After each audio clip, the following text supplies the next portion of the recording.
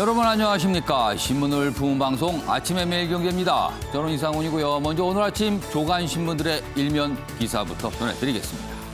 매일경제 일면 톱 기사, 주식 양도세에 관한 기사가 있습니다. 지금까지는요, 주식을 한 10억 정도 들고 계시는 분들이 주식을 팔 때 양도세가 부과되거든요. 그런데 이 기준을 낮춘 겁니다. 소액 투자자들도 해당이 됩니다. 주식 투자 수익 연 2천만 원 넘으면 과세한다. 금융투자세제 개편안입니다. 증권과세체계 대개편이다. 2023년부터 개인도 양도 차익 내야 된다는 거죠. 이른바 개미 투자자들이 해당이 될 수 있는 겁니다. 그리고요, 채권, 펀드 등 모든 금융투자 손익을 합산해서 2022년부터 세금을 매긴다. 그러니까 예를 들면 펀드를 여러 개 갖고 계신 분이 있어요. 근데 어느 펀드는 수익을 냈고 어느 펀드는 마이너스입니다. 그러면은 합산을 해서 수익이 난 부분에 대해서만 과세가 된다는 얘기입니다. 이번엔 한국일보 보겠습니다. 연이틀 윤석열 총장 저격, 측근 감찰, 추미애 장관의 전면전이다. 이렇게 돼 있습니다. 전면전, 추미애 장관의 전쟁이란 뜻입니다. 추미애, 윤, 내 지시 절반은 잘라먹는다. 검찰총장을 겨냥해서 이렇게 얘기합니다. 검언 유착 의혹, 한동훈 직접 감찰. 측근이죠. 측근입니다. 윤석열 총장의 측근인데 법무부에서 직접 감찰하겠다고 했어요. 법무연수원으로 2차 좌천성 인사까지 나왔습니다. 법조계 윤 사퇴 압박 초강수다 이렇게 해석하고 있고요. 한동훈 무고함 곧 확인될 것이다. 이렇게 반박을 하는 분위기입니다. 심상치 않습니다, 지금요. 다음은 동아일보 보겠습니다. 기사가 이쪽 아래쪽에 있습니다. 안산 유치원 100명 식중독입니다. 14명은 햄버거병 의심입니다. 아이들이 지금 뭔가 문제가 좀 생겼어요. 그다음에 31명은 입원이고요. 5명은 신장 투석이라고 합니다. 이거 좀 왜 이런 일이 벌어졌는지 알아봐야 되겠고요. 그리고 지금 여러 가지 이제 신장 투석 받고 입원한 이 아이들 빨리 몸이 완치돼야 되겠습니다. 자, 마지막으로 조선일보 보겠습니다. 기사가 이쪽에 있는데요. 300억을 들인 나로호 핵심 부품을 700만 원의 고물상 넘긴 항우연. 한국항공우주연구원이죠. 국책연구기관입니다. 우주개발 담당하잖아요.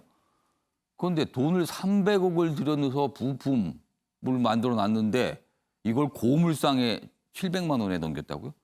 그러니까 이게 뭐 고철값 받고나 넘긴 겁니다. 그런데 넘기고 나서 한 열흘 정도 지난 뒤에 깜짝 놀란 겁니다. 누군가 문제 제기를 했거든요. 그거 큰일 나는데요. 찾아보니까 중요한 게 넘겼답니다. 가서는 안 될 게 시제품이었는데요. 500만 원에 도로 사왔답니다. 뭐죠? 열흘 만에 되사 기술 유출될 뻔했다. 이 정도 상황이 벌어졌으면요. 이거는 그전부터 전조가 분명히 있을 겁니다. 그리고 이런 일이 있을 때마다 하는 말이 있죠. 전문가들이. 터질 게 터진 거다. 이것도 그런 경우인지 들여다봐야겠습니다.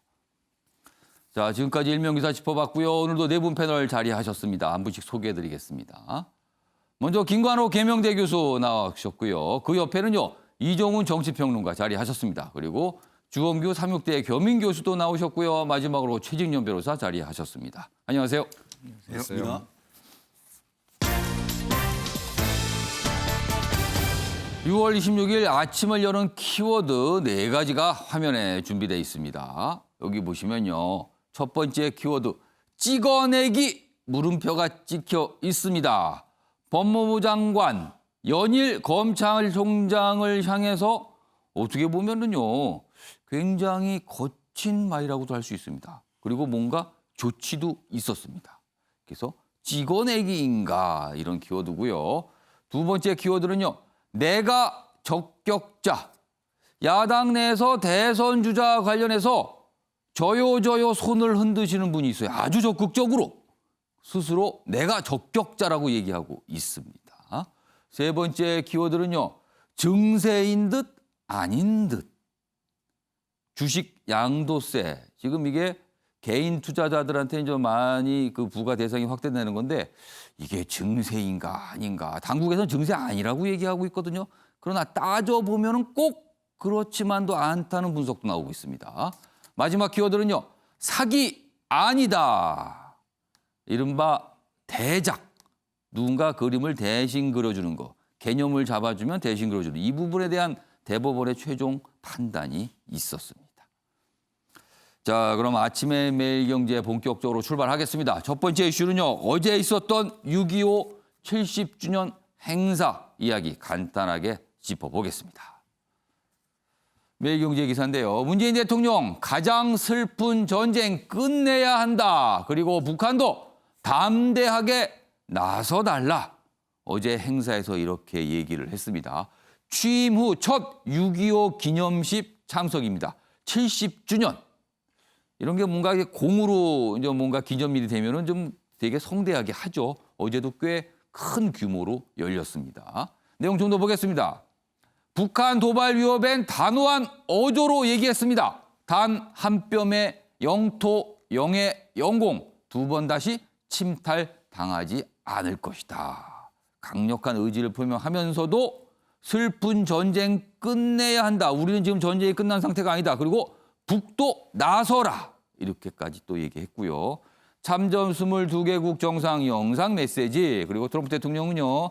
워싱턴에서 기념비 헌화를 했습니다. 관련 기사 하나 더 보겠습니다.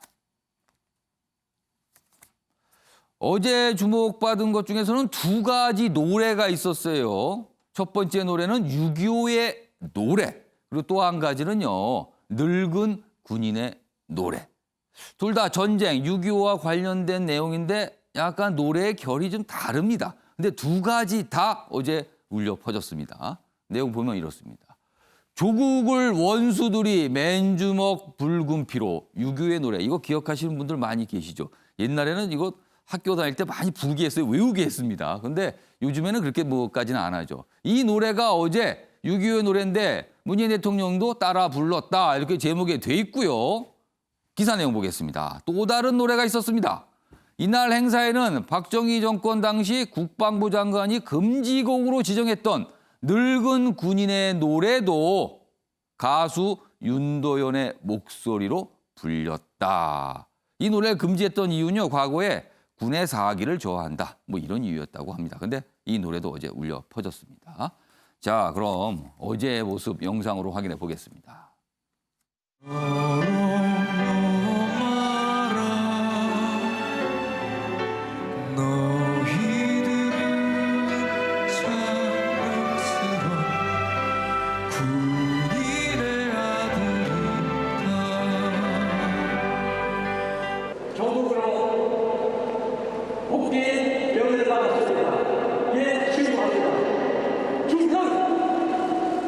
세계사에서 가장 슬픈 전쟁을 끝내기 위한 노력에 북한도 담대하게 나서주길 바랍니다.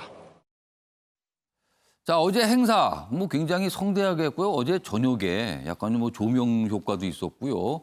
뭐 여러 가지 좀 뭐랄까요?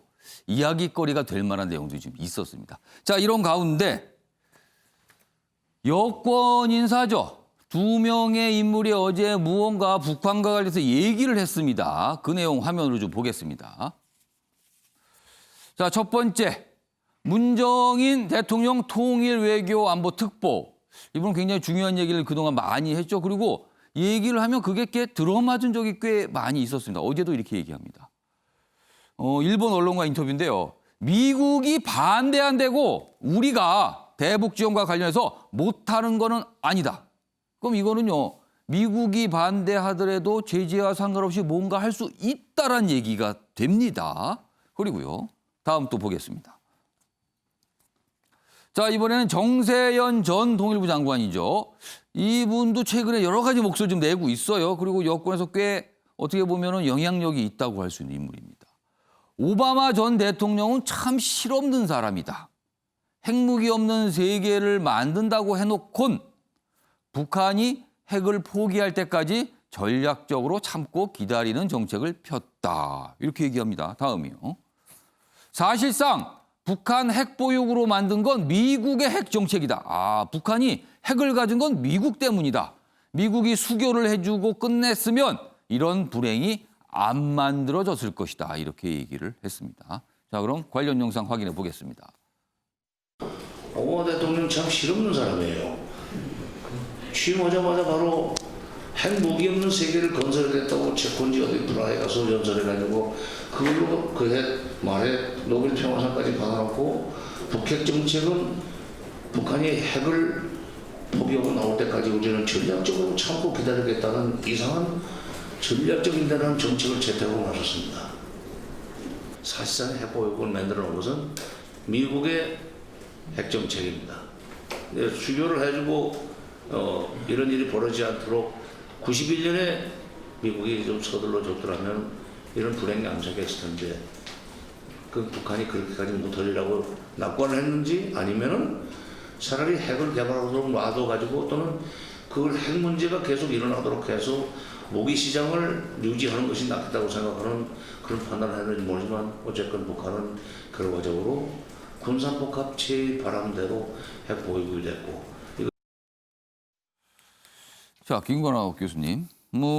대북 문제와 관해서 여권에서 굉장히 영향력이 있는 두 인물입니다. 문정인 통일외교안보특보 그리고 정세현 전 통일부 장관. 각각 얘기가 나왔는데 먼저 미국의 반대하고 상관없이 대북 문제에 대해서 뭔가 우리가 할 수 있다라고 했거든요. 하기가 그렇게 쉽지는 않습니다. 그러니까 미국이 뭐 안 된다는 것을 낼 때는 뭐 감정적으로 하는 것이 아니고요. 그러니까 유엔 제재의 틀 속에서 바라보는 거거든요. 그러니까 유엔이 실질적으로 이제 안보리에서 내놓은 제재들이 있잖아요. 뭐 핵 실험이라든가 미사일 발사라든가 등등의 어떤 관여해서 내놓은 것들이 있는데 그런 부분에 저촉이 되는지를 이제 기준으로 해서 판단하는 것이지 그냥 뭐 예컨대 북한이 어떤 도발을 했다 그래서 무조건 하는 건 아니거든요. 그래서 일단은 제일 중요한 거는 미국의 입장이 어떻게 되는 것이냐가 이제 중요한 것인데 그 외들 즉 이런 제재 외부에 있는 협력의 대상들이 있거든요. 예컨대 이제 우리가 코로나19의 방역 문제 협력이다. 뭐 이런 건 충분히 가능해요. 그래서 가능한 영역을 찾아야 되는 것이지 미국이 적극적으로 반대한다.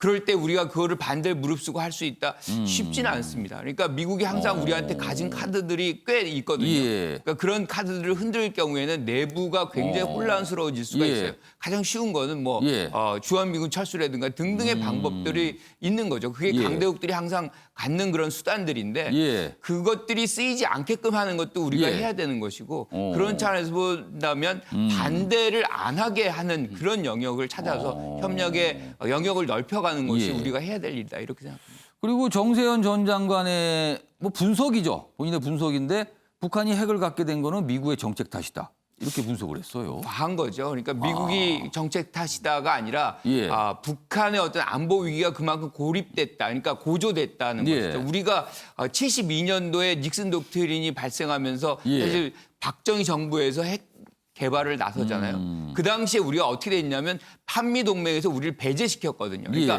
닉슨 독트린이라는 게 방어 라인을 해서 우리를 빠집니다. 그러니까 방기가 되다 보니까 우리 안보가 안 지켜지는 거잖아요. 그러니까 이제 뭐 경제적으로 그렇게 크지도 않았던 국가가 가장 효율적인 무기로 자기를 방어할 수 있는 것이 핵군이 없었기 때문에 그 당시에도 우리는 핵무기를 이제 개발을 하려고 했던 것이고 북한도 마찬가지죠. 냉전 기간 동안엔 뭐 소련이나 중국이 봐줬지만 그것이 사라지면서 안보가 이제 사실상 위기에 빠지니까 그것을 지킬 수 있는 가장 효율적인 수단 그것이 핵이었기 때문에 된 것이지 그래서 사실 미국이 안보를 보장해 준다면 사실상 북한은 핵을 만들 필요가 별로 없어요. 그래서 그런 측면에서 미국이 북한과의 협력의 어떤 핵 문제를 그런 식으로 안보를 보장해 주는 차원에서 접근을 해야지 그것이 계속 북한이 나는 위기에 있다라고 생각한다 그러면 거기에 계속 집중할 수밖에 없는 거죠.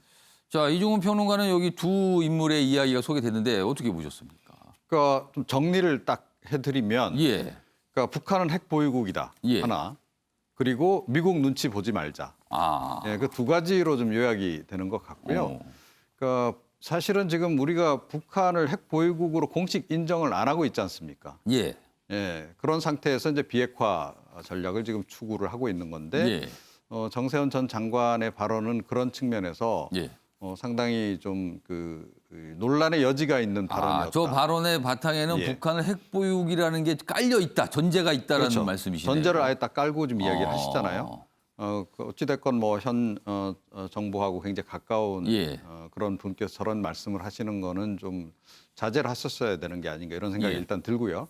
그 다음에 이제 미국 눈치 보지 말자라고 하는 거는 이미 지금 우리 정부가 그런 방향으로 가고 있다라고 저는 봅니다. 그러니까 이제 금강산 개별 관광 계속 추진해 오지 않았습니까? 제가 보기에는 이제 거의 뭐 성사 단계, 성사 일보 직전 단계까지 지금 온 것 같고, 예. 그리고 이제 동해 북부선 지금 뭐 철도 사실은 착공한 거 아니겠어요? 예. 자, 그런 상황.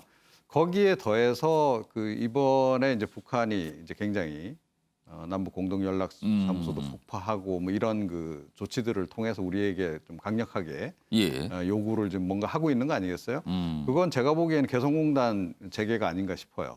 그래서 그 세 방향에서 지금 이제 문재인 정부는 뭔가 지금 성과를 내기 위해서 움직여갈 가능성이 굉장히 높은 것이고 이제 그런 기조하에서 사실은 이제 이 문정인 특보의 발언도 나온 것이다. 저는 그렇게 이해를 좀 하고 있습니다.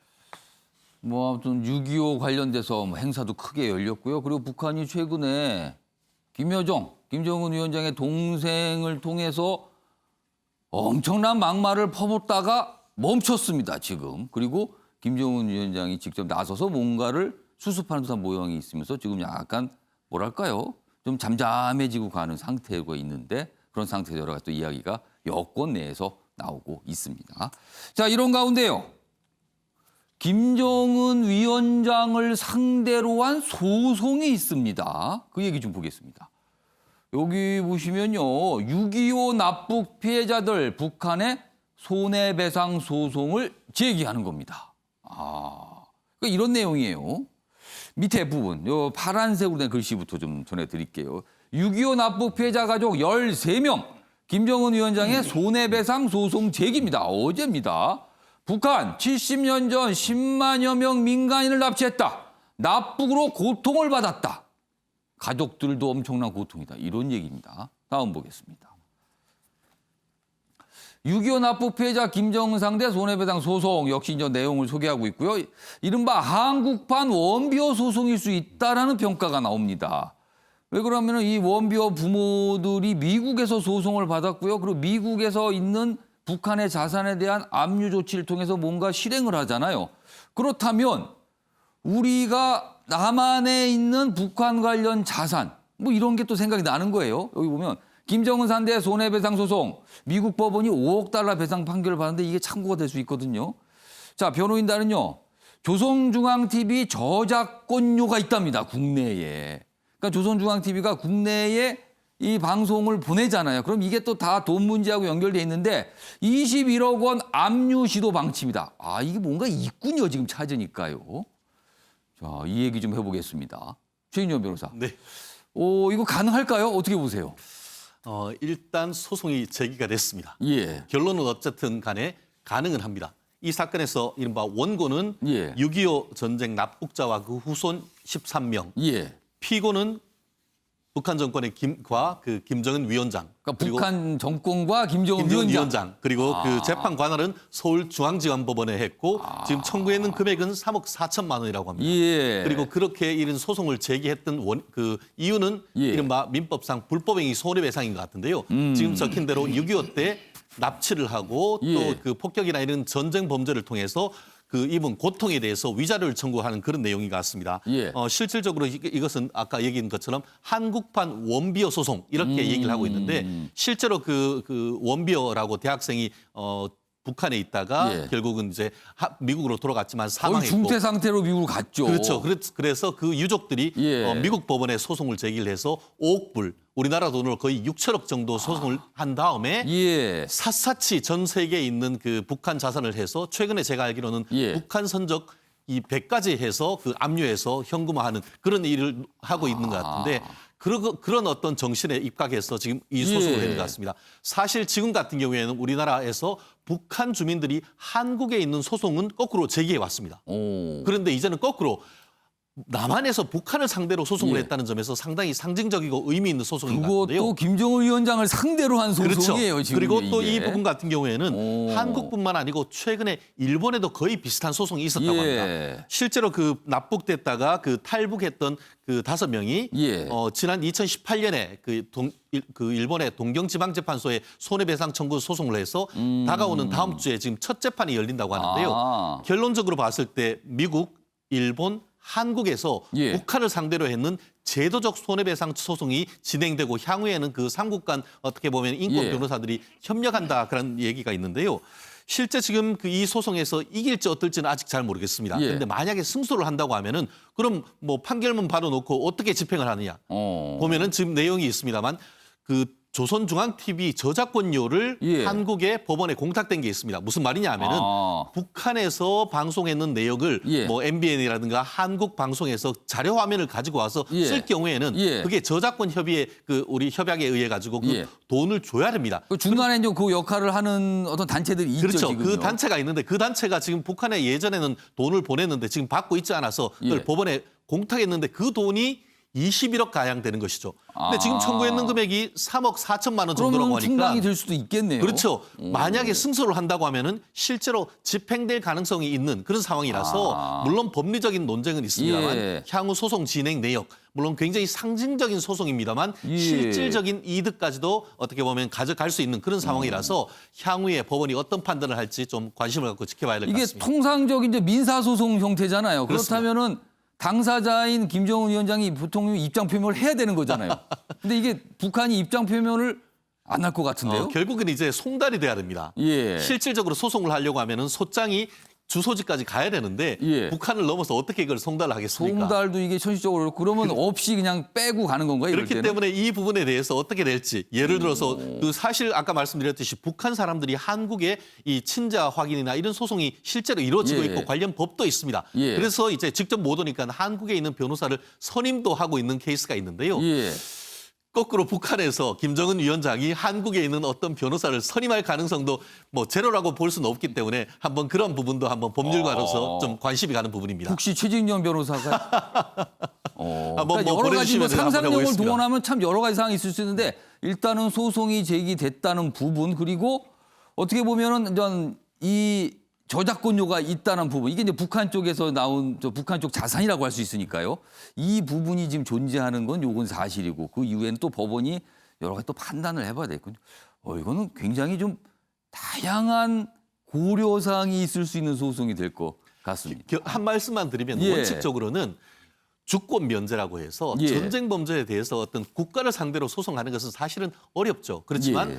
한국 같은 경우에는 그 헌법상 영토 조항에 있어서 북한 또한 한국의 주권이 그렇죠. 미치는 영향이 있고 예. 사법재판권이 가는 부분이기 때문에 예. 이론적으로는 충분히 가능한데 그것이 이론과 현실의 차이가 분명히 이 부분에서 드러나는 것 같습니다. 혹시 또 북한이 또 반발하고 뭐 이게 막 비난하는 또 성명이나 담화를 내지 않을까 싶기도 하네요. 또 이 자체에 대해서요.